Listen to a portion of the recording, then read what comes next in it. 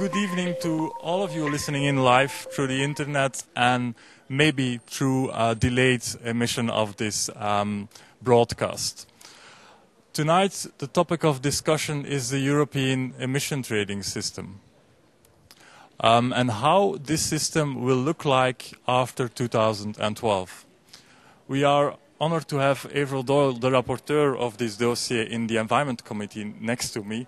And tonight we have questions coming from all over Europe, and some of them are really technical on how citizens, scientists, industrials perceive this dossier and what they expect from the Parliament and what their concerns are.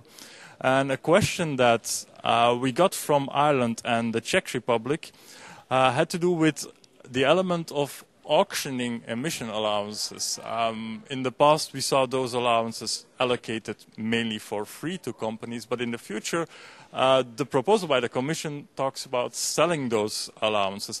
And there is a concern that auctioning those allowances will increase the power prices for citizens. Is that risk justified, and how does the Parliament look at this? An interesting question, and one that we've had persistently since the draft legislation, the draft proposal was before us. The reality is that for the vast majority of member states, auctioning of allowances as distinct from the free allowances given currently under the ETS to the power generation sector, the hydrocarbon power generation sector, should not in itself increase electricity prices.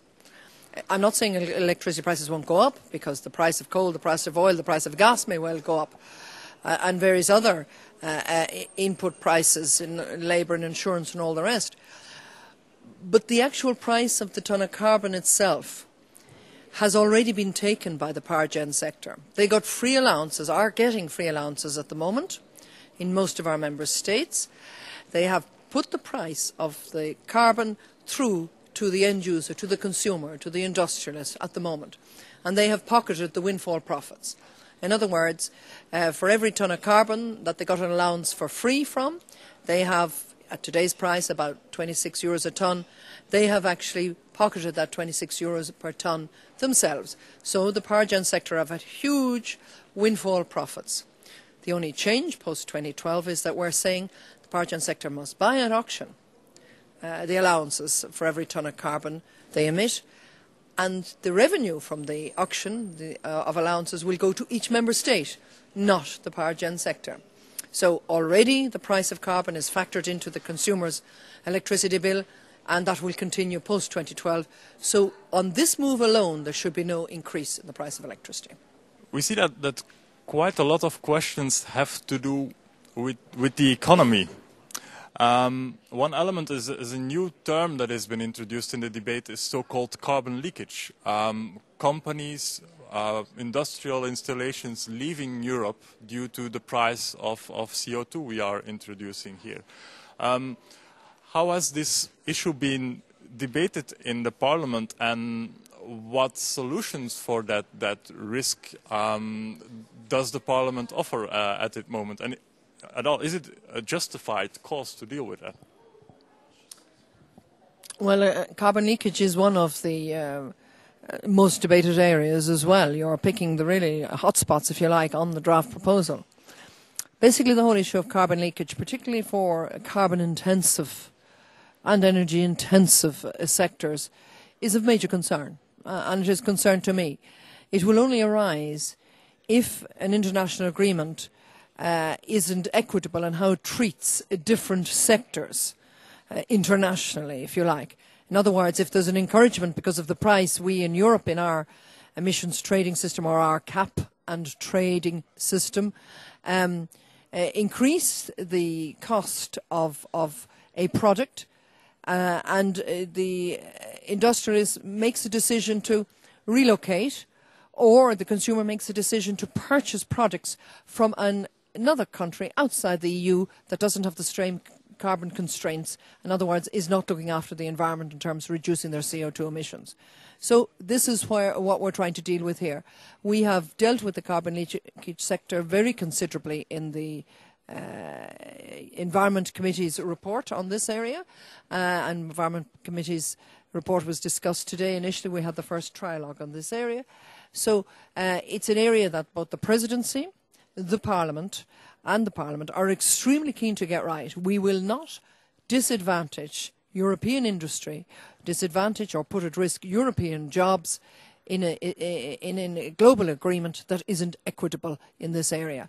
If the agreement itself can't nail down all the areas of concern, there's the option of sectoral agreements, and there's also in our toolkit, if we have to, it'll be the last resort, border adjustment measures or border tariffs, which I feel would be allowable under the World Trade Organization's position, because we are protecting our environment, we're trying to reduce global CO2, we're trying to reduce the 2 degrees centigrade target. We've been asked to do this at Bali by the United Nations Framework Convention on Climate Change last December.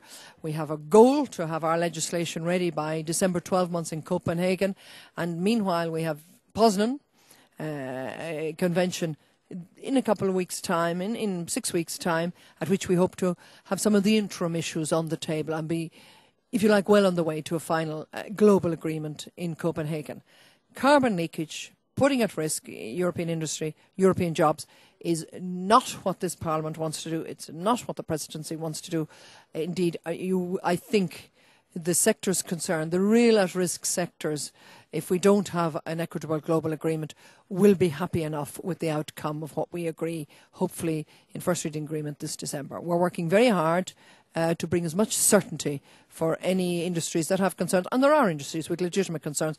There are industries also, such as the cement industry, for example, that has processed CO2, that can't avoid emitting CO2 to make its final product, and all of that has been taken into consideration with a range of quantitative and qualitative criteria, so that sectors genuinely at risk will be looked after. Thank you.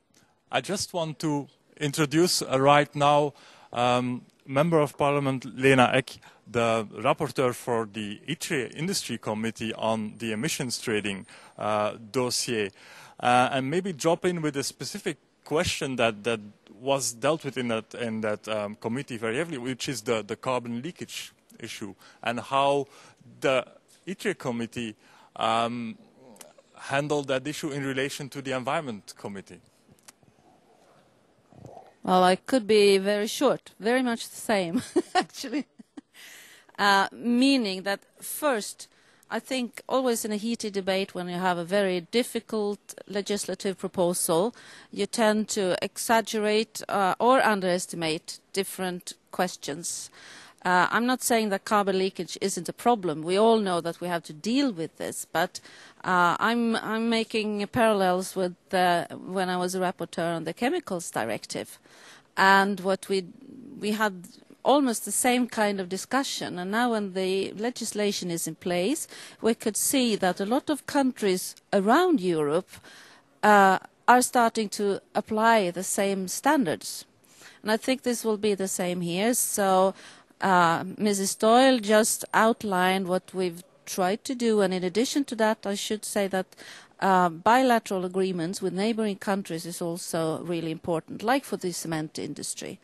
And of course, if we get an international agreement, there is no problem. The problem is solved.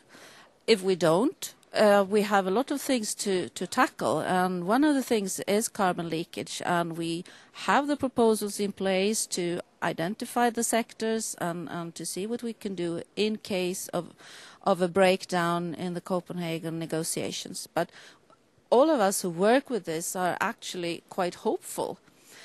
If we from Europe can show that we don't only talk the talk but walk the walk in this area when it comes to climate change, I think what we hear, because both Mrs. Doyle and I meet regularly representatives from the United States and China and Japan and also Russia. I'm just back from Russia. Exactly. I'm glad you are back. And also the developing countries.